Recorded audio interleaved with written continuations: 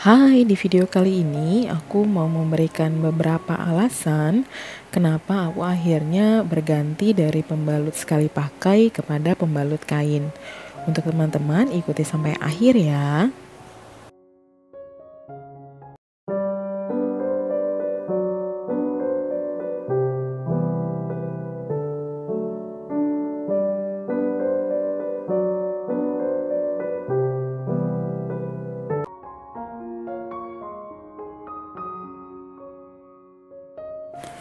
Untuk alasan pertama, tentu saja lebih hemat, karena ini kan bisa dicuci dan juga bisa dipakai kembali.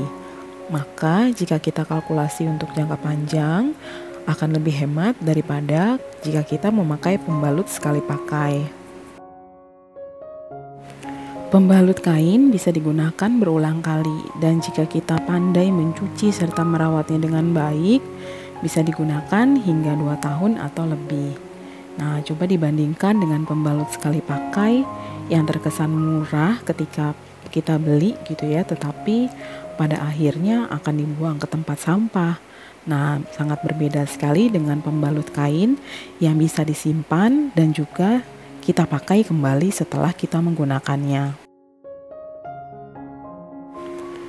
Pembalut kain lebih aman untuk kesehatan wanita. Nah, pembalut kain itu kan pada umumnya dibuat dari kain ya, dan tentu saja aman untuk para wanita, terutama yang sensitif terhadap pembalut sekali pakai.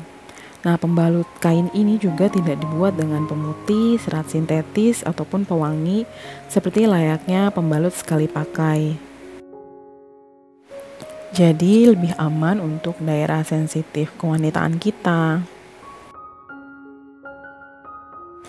Nah, pembalut sekali pakai juga lebih berbahaya ya, karena dia banyak mengandung bahan-bahan kimia. Nah, bahan-bahan kimia yang dipakai tersebut itu berbahaya bagi para wanita karena bisa memicu kanker dan bisa menimbulkan infertilitas serta juga membuat wanita mengalami yang namanya gangguan hormon. Pembalut sekali pakai juga berdampak buruk terhadap lingkungan ya. Komponen dari pembalut sekali pakai itu yang mengandung plastik, serat sintetis, dan juga pemutih yang jika dibuang sembarangan oleh pabrik tentu saja dapat merugikan ekosistem. Jumlah limbah yang dihasilkan juga itu sangat mengkhawatirkan ya. Coba kita bayangkan bersama jikalau perhitungannya adalah kita sendiri yang memakai 6 buah pembalut dalam sehari ya, dengan durasi 4 jam ganti.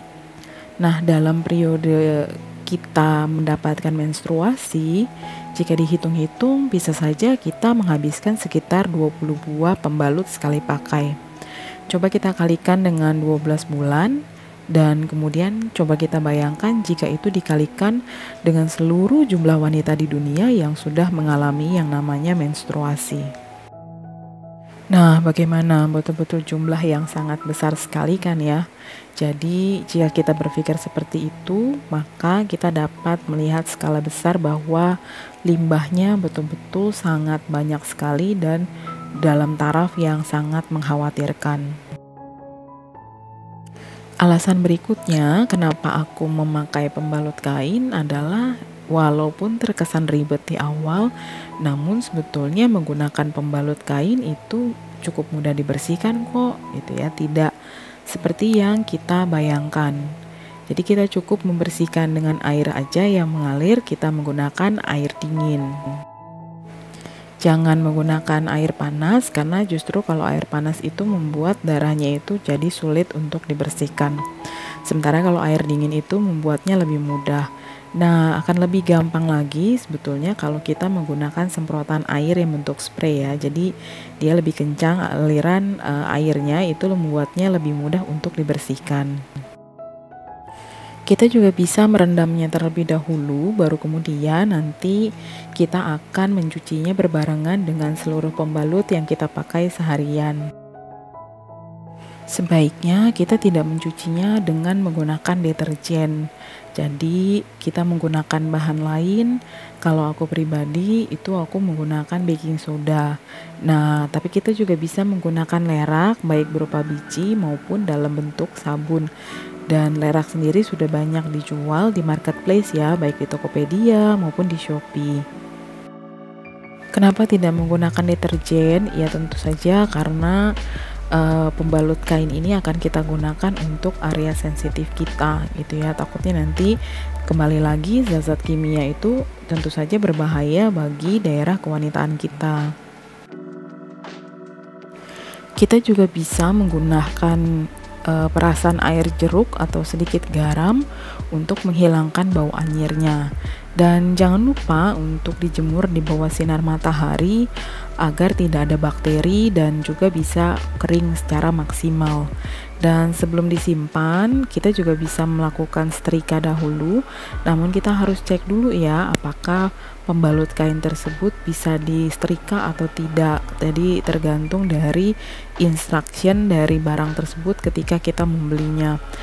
Karena tidak semua pembalut kain itu bisa disetrika gitu ya. Seperti Clue BB contohnya itu dia tidak bisa disetrika.